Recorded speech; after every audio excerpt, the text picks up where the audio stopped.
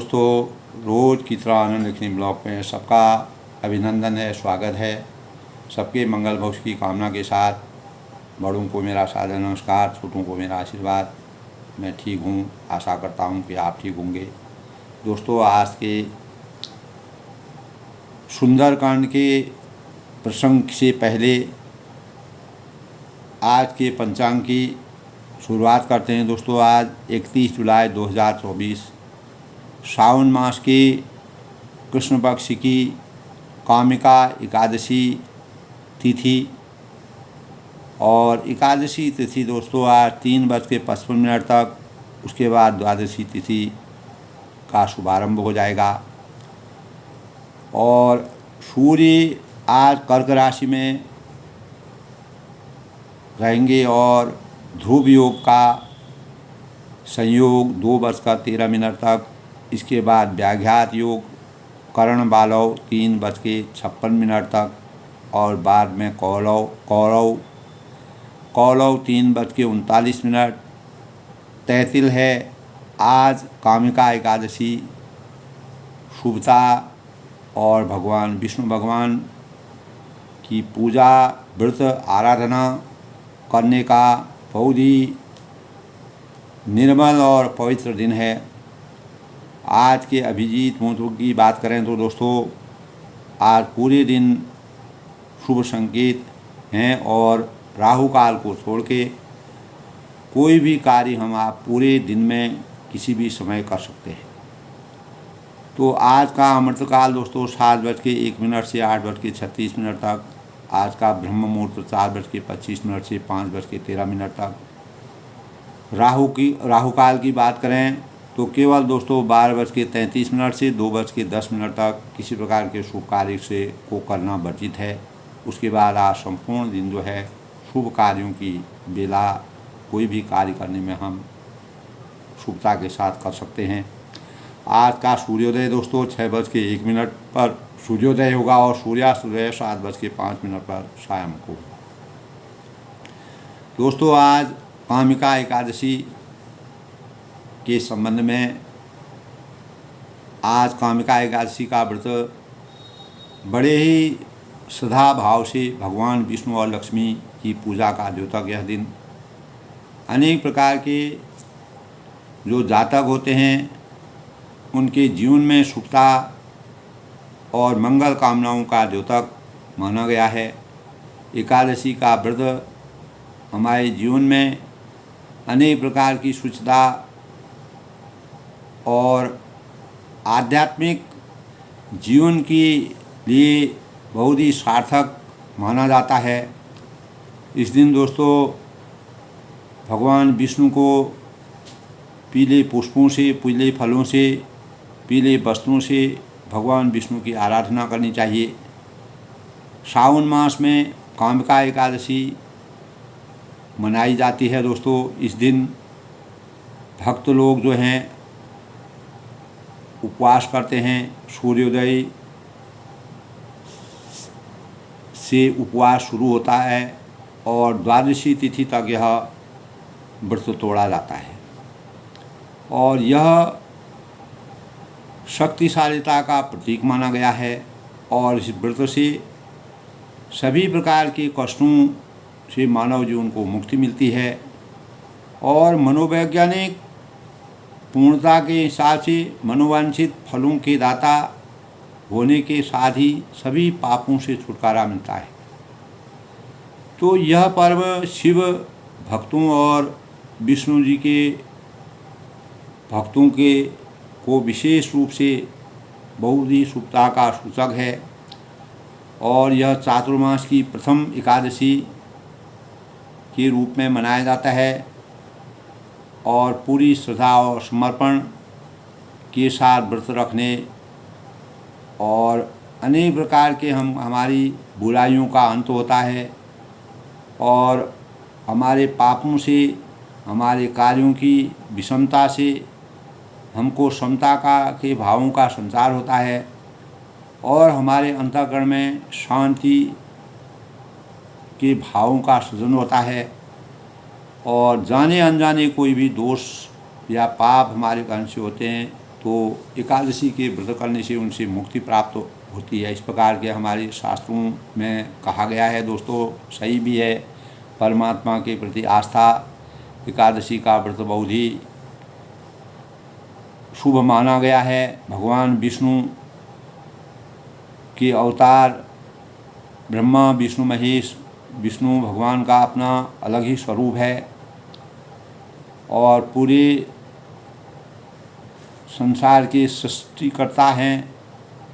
और यह निर्जला व्रत इस दिन रखा जाता है दोस्तों, बिना पानी और भोजन के उपवास, केवल फल और दूध का सेवन करना इस दिन माना गया है। और तुलसी माता की पूजा करना इस दिन शुभ माना जाता है। और भगवान विष्णु का मनन, पूजन, ध्यान, व्रत, संकल्प, इस प्रकार से इस व्रत को पूर्ण निष्ठा और भाव से करने से अनेक प्रकार के मनोवांछित फलों की प्राप्ति होती है। इस दिन तो दोस्तों ज़रूरतमंदों को जो निराश्रित होते हैं, ज़रूरतमंद होते हैं, जो गरीब होते हैं, दीनहीन होते हैं, वृद्ध होते हैं, उनको वस्त्र दान करना, भोजन खिलाना शुभता का मानक माना गया है। ये हमारे शास्त्रों में भी कहा गया है। वैसे भी दोस्तों आध्यात्म, यह परमात्मा ने दोस्तों हमारे जीवन में जो शरीर से हर प्रकार के कर्मों को कर सकते हैं, उन्हीं के जीवन के लिए दान, उनके द्वारा दान पुण्य करना एक प्रकार की प्रेरणा का द्योतक है। और मानव जीवन में जो दीनहीन होते हैं, जिनको आवश्यकता होती है, जो शरीर का अंग जिन पर नहीं होता है, उनको दान पुण्य करना बहुत ही शुभ माना जाता है। प्राणियों की सेवा करना, तो यही एकादशी व्रत के शुभ भावों के भाव हैं। और भगवान विष्णु देव भी इस व्रत को करने से प्रसन्न होते हैं और अनेक प्रकार के शुभता की तरफ, परमात्मा की तरफ हमारे चिंतन को केंद्रित करते हैं। हमें परमात्मा के प्रति भावों की जागृति किसी भी जातक को होती है। तो दोस्तों इसी क्रम में आज बुधवार का दिन है। बुध ग्रह दोस्तों हमारे ज्योतिष शास्त्र के अनुसार ऐसा बताया गया है, किसी भी जातक के जीवन में अगर बुध ग्रह प्रबल है तो सभी ग्रहों के निर्बल होने पर भी अगर बुध ग्रह प्रबल है तो यह व्यक्ति कभी भी निराशावान नहीं हो सकता है। ऐसा हमारे ज्योतिष शास्त्र में बुध ग्रह के बारे में अनेकों जगह इस प्रकार का प्रसंग है। बुधवार की प्रकृति दोस्तों चर और सौम्य मानी गई है और ज्योतिष विद्या के अनुसार यह भगवान गणेश जी, प्रथम पूज्य गणेश भगवान और लाल किताब के अनुसार दुर्गा माता का दिन है। इस दिन दोस्तों आज बुधवार का शुभ अवसर है। इसी दिन पर कामिका एकादशी भी है। तो इस दिन का उपवास रखने से मानसिक स्तर से मजबूती प्रत्येक जातक को मिलती है। तो सोने में सुहागा हो जाता है दोस्तों, क्योंकि एक तरफ से हम अपने भाग्य का उदय करते हैं, दूसरी तरफ से एकादशी का व्रत बहुत ही शुभता का सूचक है। क्योंकि बुधवार का दिन बुद्धि प्राप्ति का दिन है। किसी भी जातक की अगर जन्म कुंडली में बुध कमज़ोर ग्रह में बैठा रहता है तो बुधवार के व्रत रखने से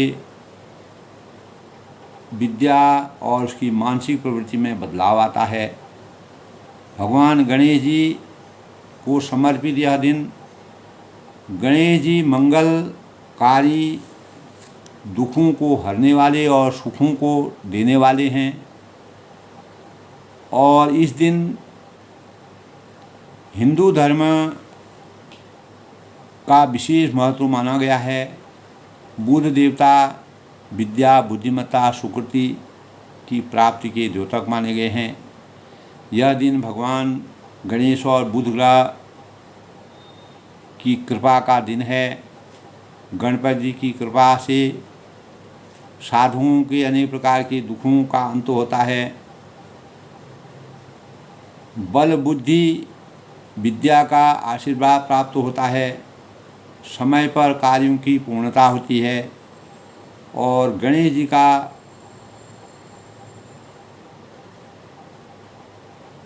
बड़ा ज्ञान की और बड़ा सिर, ज्ञान और छोटी आँखें ज्ञान सूक्ष्मता की प्रतीक मानी जाती है।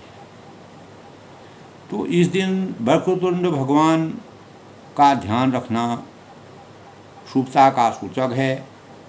निराकार दिव्यता, बड़े कान, बुरी वार्ता, बुरी बातों को दूर रखने की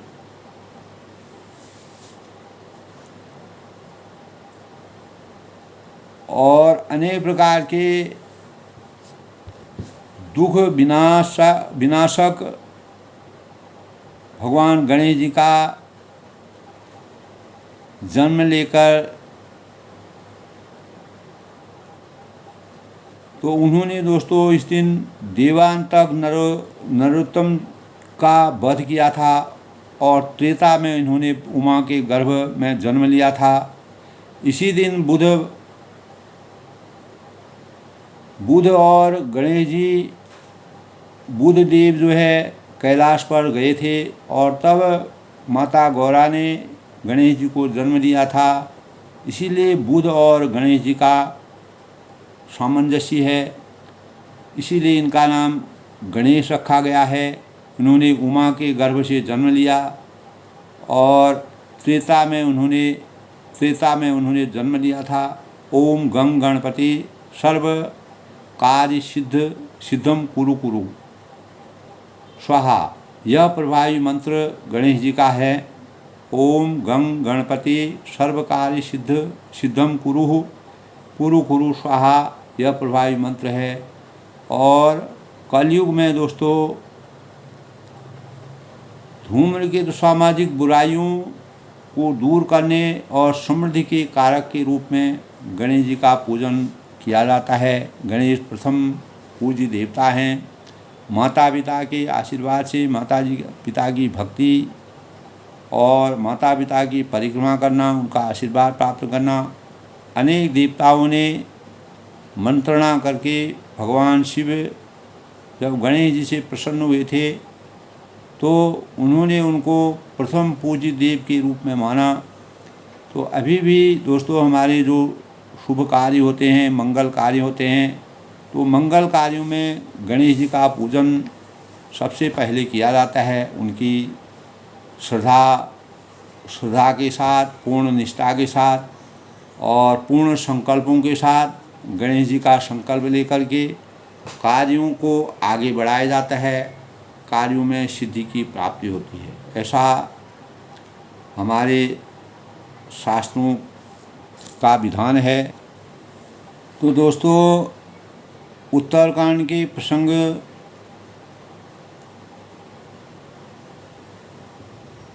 का विवरण बड़े ही शुचिता के भावों से मर्यादा पुरुषोत्तम भगवान रामचंद्र ने भक्तों को जिस प्रकार से आनंद की अनुभूति से अपने अपने घर को जाने का और उनको अपने आशीर्वाद से, अपने ज्ञान से संचित करके अपना अशरण और शरण विरद याद करके उनसे कहा कि मुझे किसी भी प्रकार से अपने मन से, अपने अंतर्मन से त्यागने का के भावों को मत रखना, मुझे कभी मत त्यागना। मेरे स्वामी, गुरु, पिता, माता सब कुछ आप ही हैं, क्योंकि मर्यादा पुरुषोत्तम भगवान राम जी ने 14 साल के वनवास के दौरान अनेक प्रकार के जिन शाखाओं के माध्यम से अपने जीवन को चरितार्थ के आगे बढ़े और उन्होंने मानव जीवन में मानवता के भावों को का सृजन करने और मानव का स्वरूप, वास्तविक स्वरूप क्या है, कैसे हम मानव रूप में अवतीत होकर के किस प्रकार से जन कल्याण की भावनाओं से अपनी प्रजा की रक्षा करके और जो दीनहीन हैं, गरीब हैं, अनेक प्रकार के दुखी लोग हैं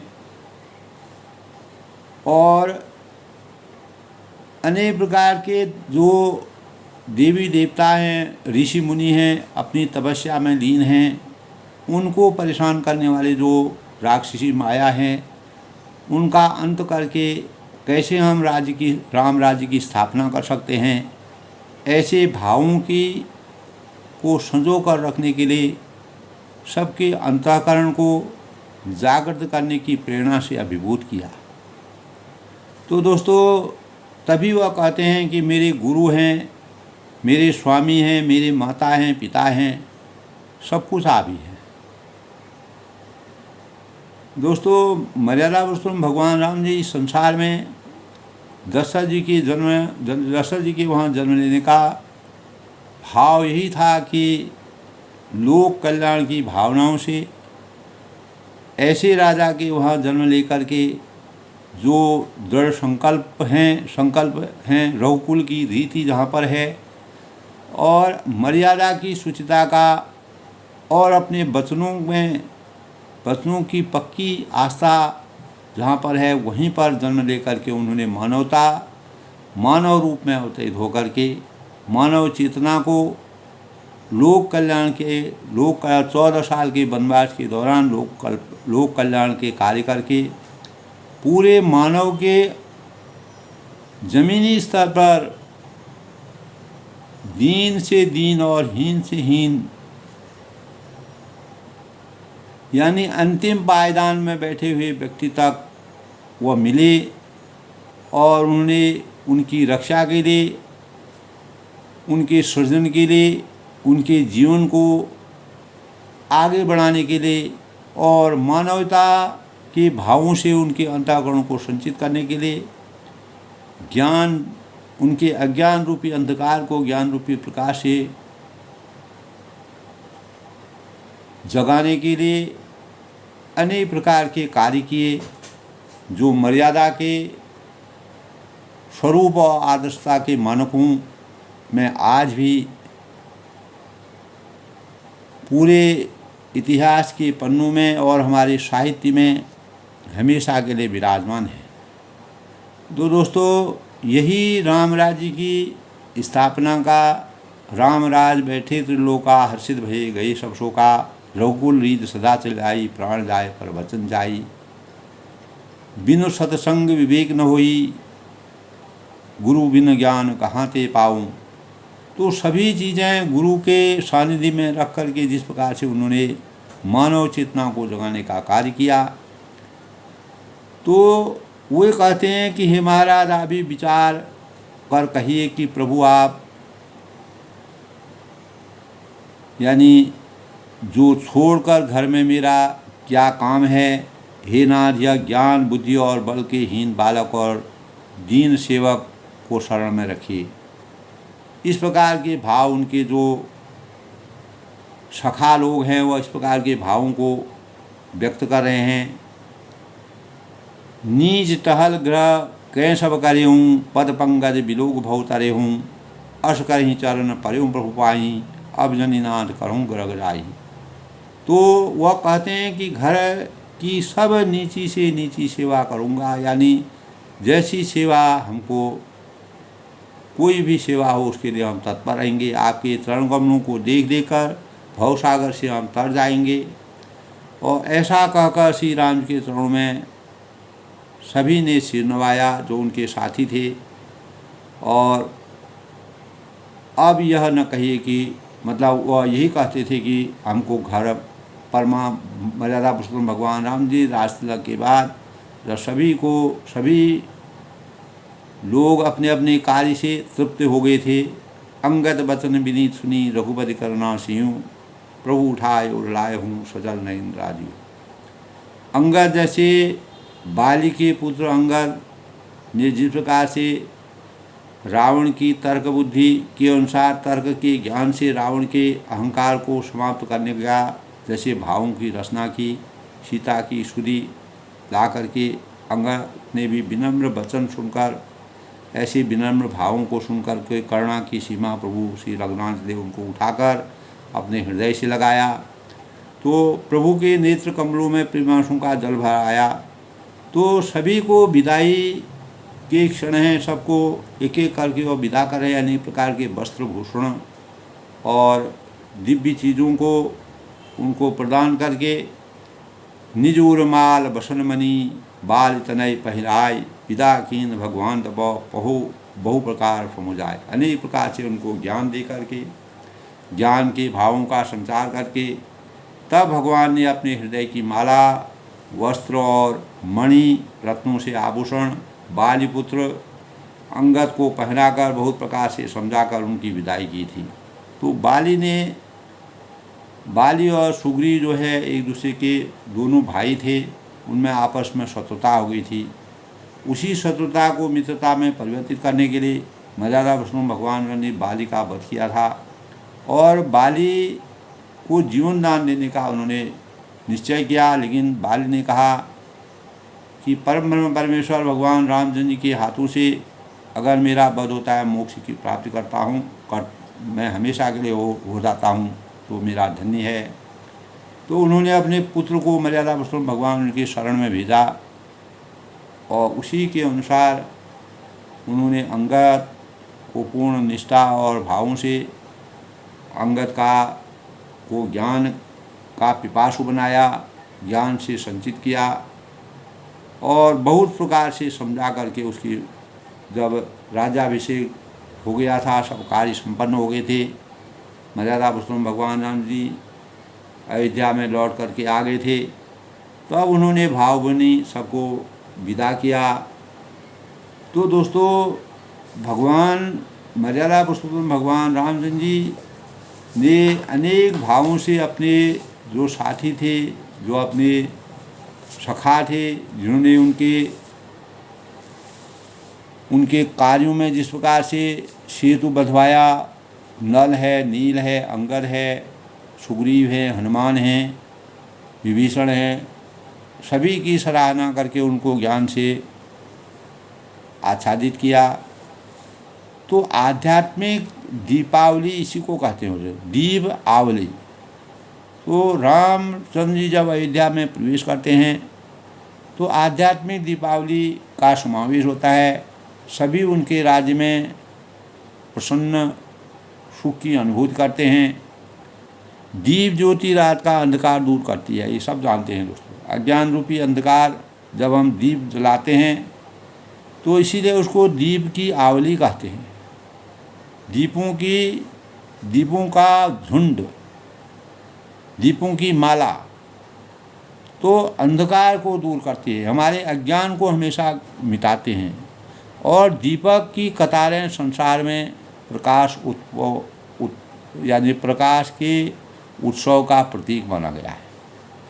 तो मर्यादा पुरुषोत्तम भगवान राम जी जब अयोध्या में लौटे थे तो अनेक प्रकार से जो है आध्यात्मिक दीपावली मनाई गई। लेकिन जीवन की ज्योति तो आत्मा से प्रकाशित होती है। तो मर्यादा पुरुषोत्तम भगवान राम जी की सबकी आत्मा को प्रकाशित करने के भावों को संचित किया और प्रत्येक मनुष्य एक दिए के समान इस संसार में उन्होंने माना और आत्म तत्व की ऊर्जा से संसार इस पूरी सृष्टि को प्रकाश दे सकता है। समाज के उत्थान के लिए ज्ञान का प्रकाश चाहिए। अगर हम समाज में विकास चाहते हैं, आज के परिवेश में उत्थान चाहते हैं, अच्छा मार्ग का अनुसरण चाहते हैं, चतुर्मुखी उन्नति चाहते हैं, तो हमें प्रकाश की और ज्ञान की ज़रूरत होती है। तो स्वयं की प्रगति के लिए विवेक की ज्योति की आवश्यकता होती है।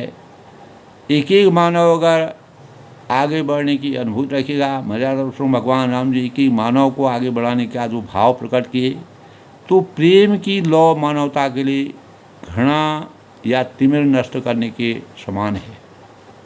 इसीलिए शरीर को दीप बनाया जाए जिसका प्रकाश दूर तक पहुंच सके। तो मैं अपने जीवन को दीप बनाने के लिए अनेक प्रकार के भावों को, दीपक में जो भाव होते हैं जिससे मानव चिंतन में प्रेरणा आती है और मानव जीवन चिंतन अपने कार्यों को करने में समर्पित हो जाता है, तो मानव शरीर सभी का कल्याण करे, उद्धार करे, ऐसे भाव हमारे अंतःकरण में जागृत होने चाहिए। तो जब हर्ष और उल्लास को व्यक्त करना हो या शांति और समृद्धि का संदेश देना हो, तो दोस्तों दीपावली सजाई जाती है। हम दीपावली के अवसर पर जब दीपावली को सजाते हैं, सब घरों को आच्छादित करते हैं, शोभायमान करते हैं, अनेक प्रकार के प्रकाशित करते हैं, उजाला करते हैं, सफाई करते हैं।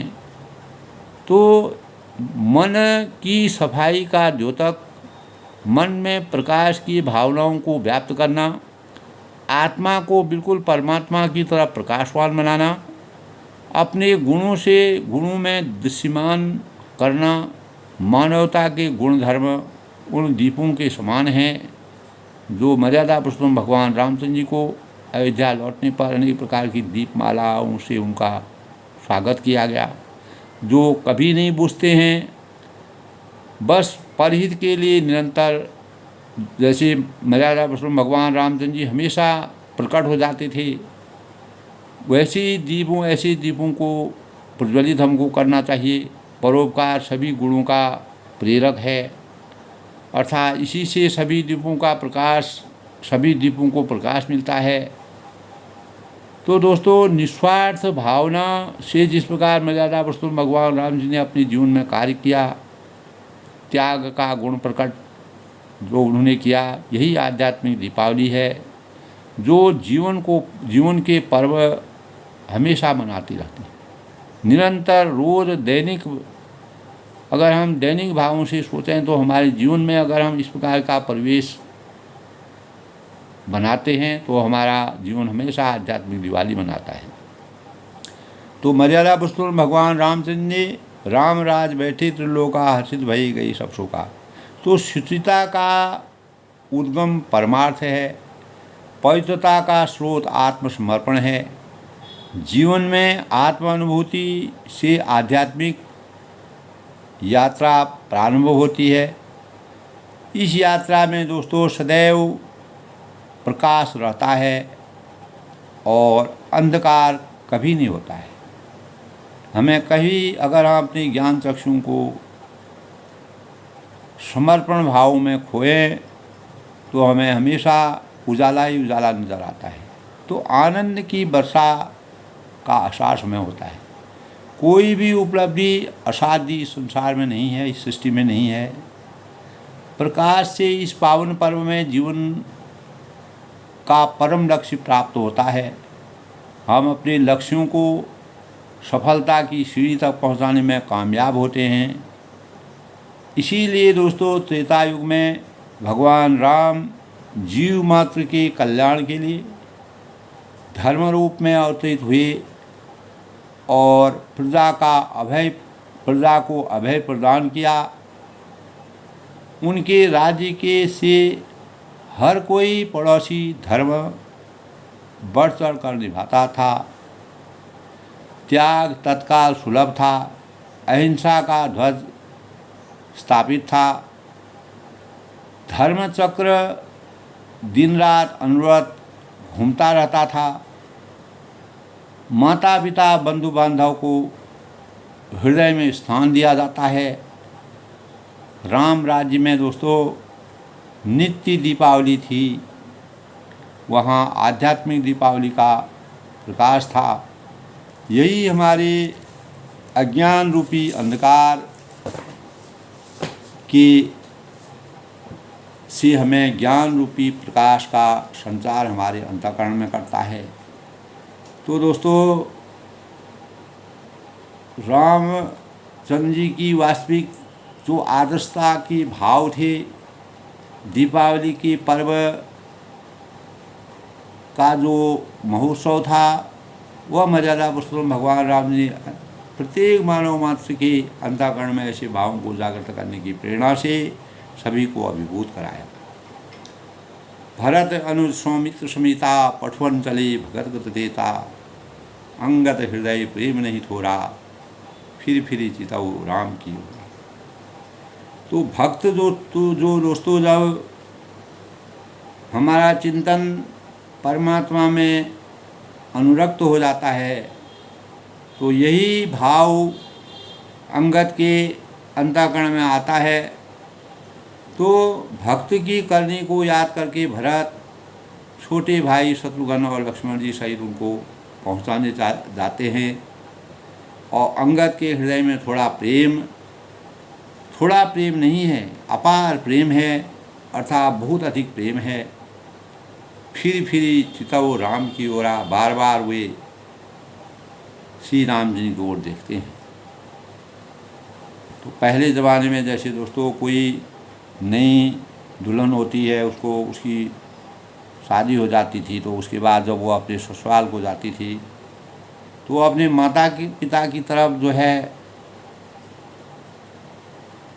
विरह की अग्नि में, यानी अपने को विरह की अग्नि में देखते हुए और अनेक प्रकार के विरह की भावना उसकी अंतःकरण में आती हैं, तो ममता रूपी भाव उसको उनकी तरफ खींचने की प्रेरणा देते हैं। इसी प्रकार अंगद जी के हृदय में मर्यादा पुरुषोत्तम भगवान राम जी का जो आशीर्वाद था, तो यही भाव दोस्तों प्रेम और स्नेह और जो हमारे अंतःकरण की ममता का स्वरूप है, वो हमें प्रकट करवाता है। तो बार बार कर दंड प्रणामा, मन अस रहन कही मोहि रामा, राम विलोकन बोले न चलनी, सुमिर सुमिर सोचत हर मिलनी। यानी बार बार दंडवत प्रणाम करते हैं, और मन में ऐसा आता है कि श्री माँ यानी रामचंद्र जी मुझे यहाँ रहने को क्यों नहीं कह रहे हैं, अपने साथ अपने सामने में क्यों नहीं रख रहे हैं। वे श्री राम जी को देखते हैं, बोलते हैं, चलने और हंसकर मिलने की रीति को याद करके सोचते हैं और दुखी होते हैं। जब परमात्मा की भक्ति में हम पूरा विलीन हो जाते हैं, अभिशप्त हो जाते हैं, तो हम पूरा सब कुछ न्यौछावर करके उन्हीं भावों को रात दिन उन्हीं के शरण में, तो हमारा चिंतन हर समय उसी में लगा रहता है। तो प्रभु रुख देख विनय बहुभाषी, चले हृदय पद पंकज राखी। किंतु प्रभु का रुख देखकर, उनके भावों को देख कर के, प्रभु के विनय वचन कहकर चले हृदय पद पंकज राखी, हृदय में चरण कमलों को रखकर अंगद जी ने अपनी तरफ अपने गंतव्य स्थान तक जाते हुए वह चल पड़े। अति आदर सब कभी पहुँचाई, अत्यंत आदर के साथ सब वानरों को पहुँचाकर भाई न सहित भरतपुरी आई। तब भाइयों सहित भरत जी और वापस अयोध्या को लौट आई। यानी सभी को जिस प्रकार की मर्यादा पुरुषोत्तम भगवान राम जी आज्ञा के अनुकूल भरत जी ने इस प्रकार के कार्य को किया। तब सुग्रीव शरण गही नाना, भांति विनय किने हनुमाना, दिन दश करी रघुपति पद सेवा, पुनितव चरण देखूं सेवा।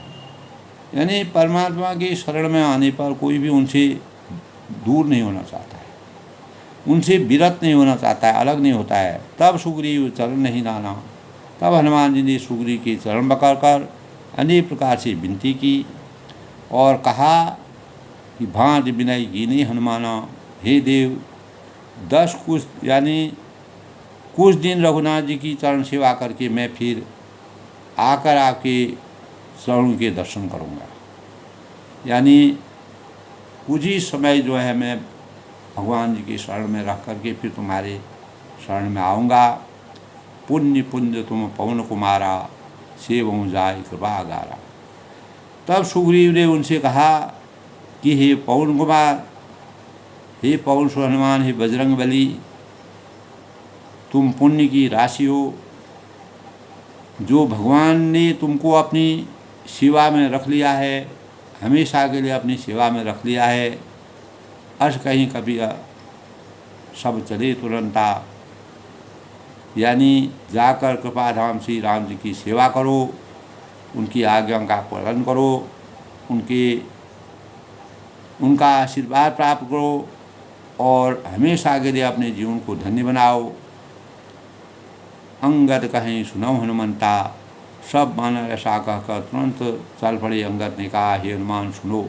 अब अंगद क्या कहते हैं, कहूँ दंडवत प्रभु से, कहूँ दंडवत प्रभु से, तुम्हें कहूँ कर जोर, बार बार रघुनाथ कहीं सूर्य करार हूँ।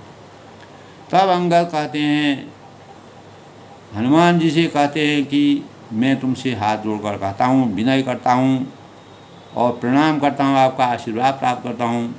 प्रभु से मेरी दंडवत कहना, प्रभु से मेरी कृपा दृष्टि, मेरे ऊपर कृपा दृष्टि बनाने का अनुरोध करना। तुम्हें ही कहूँ कर जोर, पूर्ण आस्था के साथ मेरे भावों को परमात्मा तक पहुँचाने का के भावों को उन्होंने व्यक्त किया। बार बार रघुनाथ ही सूर अधि कराऊँ बोल। श्री रघुनाथ जी को बार बार मेरी याद कराते रहना, ताकि वह अपने मन से, अपने भावों से, अपने स्मृति से मुझे अलग ना करें, मेरे को विस्मृत न हुए, मुझे भूले नहीं, उनका आशीर्वाद मुझे हमेशा प्राप्त हो। यह कृपा हनुमान जी ही कर सकते हैं। इसलिए हनुमान जी से उन्होंने बार बार अनुरोध किया, आज्ञा की, और हनुमान जी को उन्होंने धन्य कहा। अर्श कहीं चलूँ बाल सुतो, फिर आयूँ हनुमंत। तब ऐसे विचारों को कह के, ऐसे भावों को कह करके, अपने मन वचन और वाणी से, अंतरात्मा से जो उनके मन में परमात्मा के प्रति जो स्नेह, भक्ति और आस्था थी, उसका पूर्ण रूप से वर्णन करते हुए अस कहीं चले हूँ बाल सुतो, ऐसा कहकर बालीसुत बाली के पुत्र अंगद जी चले गए। यानी फिर आए हूँ हनुमान। तब हनुमान जी से कहो। हनुमान जी लौट आए।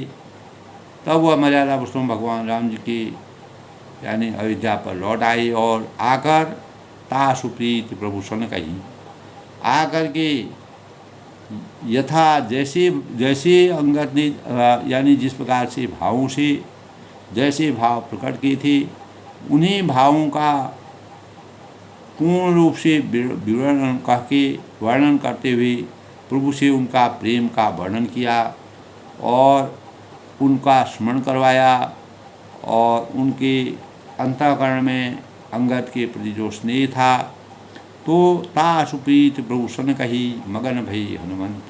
तब हनुमान जी के द्वारा अंगद के ऐसे विचारों को, ऐसे भावों को, ऐसे स्नेह को, ऐसी भक्ति को, ऐसी श्रद्धा को सुन करके मर्यादा पुरुषोत्तम भगवान राम जी प्रेम में मग्न हो गए और अनेक प्रकार के भावों से संचित हो गए और अपार प्रेम की छटा का आविर्भाव हुआ और परमात्मा की कृपा अंगद पर भी पूर्ण रूप से समर्पित हुई। मर्यादा पुरुषोत्तम भगवान राम जी उनके अंतःकरण में उनको स्थान दिया। कलु सहु चाहु कठोर अति कोमल कुसुम चाय, चित्त खगेश राम करो समुझ पर को काय। तो काकभूषणी जी ऐसे अवसर पर कहते हैं, यानी मर्यादा पुरुषोत्तम भगवान राम जी का जिस प्रकार का चरित्र है, जिस प्रकार की उनकी मर्यादा है, जिस प्रकार की लोक कल्याण की भावनाएं हैं, जिस प्रकार के संस्कारों से वह संचित हैं और जिस प्रकार से उनको अपने सखाओं पर अपार स्नेह के भावों की अभिव्यक्ति है। तो कलिशहूँ चाय कठोर अति कोमल कुसुमों चाय। काकभूषण जी कहते हैं कि हे गरुड़ जी सुनो, श्री राम जी का चित्र वज्र के भी अत्यंत कठोर है और फूल से भी अत्यंत कोमल है। जहाँ वह उनके स्वरूप का वर्णन करते हुए गरुड़ जी काकभूषण जी से कहते हैं कि मर्यादा पुरुषोत्तम भगवान राम का चित्र जो चित्त है, अनेक प्रकार के इनका इस प्रकार के अपार स्नेह से अभिषक्त जितने उनके भक्त थे, जो उनकी शरण में आए थे, उनकी प्रेम की आस्था को और का वर्णन करते हुए उन्हें अपने आप को वज्र के समान बनाने का बनाया, क्योंकि वह विह्वल न हो जाएं, अत्यंत ध्रुवित न हो जाएं। और इसी अनुरूप वह उन्होंने अपने आप को इतना कठोर बनाया है। तो दूसरी ओर वह इतने कोमल हैं, निर्मल हैं कि उनका चित्त जो है कभी भी ध्रुवित हो सकता है। फूल के समान उनका चित्त कोमल है। जहाँ एक ओर वज्र के रूप में है, वहीं दूसरी ओर कोमलता का प्रतीक है। यानी जैसा परिवेश होता है, जैसी समय काल परिस्थिति के अनुसार जिस प्रकार के भाव होते हैं, मर्यादा पुरुषोत्तम भगवान राम जी उसी के भावों का वर्णन करते हुए काकभूषण जी गरुड़ जी से उनके संपूर्ण अंतर चेतना का वर्णन करते हैं, उनके भावों का वर्णन करते हैं। चित्त खगेश राम करो समुझ परै कहु काय। यानी तब कहिए वह किसकी समझ में आ सकता है। ऐसे स्वरूप का जो कभी वज्र भी हो सकते हैं, कभी कमल के समान कोमल भी हो सकते हैं, ऐसे स्वरूप को जानना प्रत्येक मानव के बस की बात नहीं है।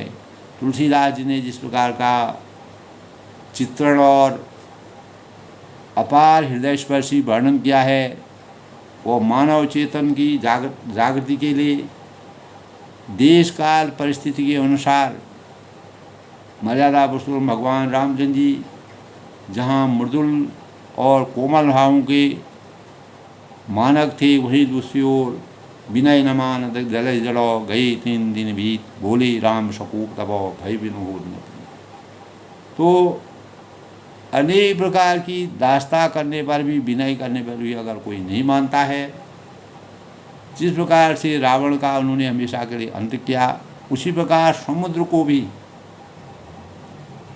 समुद्र पार करते समय यद्यपि रामचंद्र जी समुद्र पार आसानी से कर सकते थे, लेकिन उन्होंने मानव चेतना को जगाने के लिए, समुद्र को जगाने के लिए, उसकी अज्ञानता को हटाने के लिए, अज्ञानता में ज्ञान का संचार करने के लिए विनय करके, और जब वह नहीं माने तो वहाँ पर वह वज्र के समान बन करके उन्होंने पूरे समुद्र को सोखने का निश्चय किया।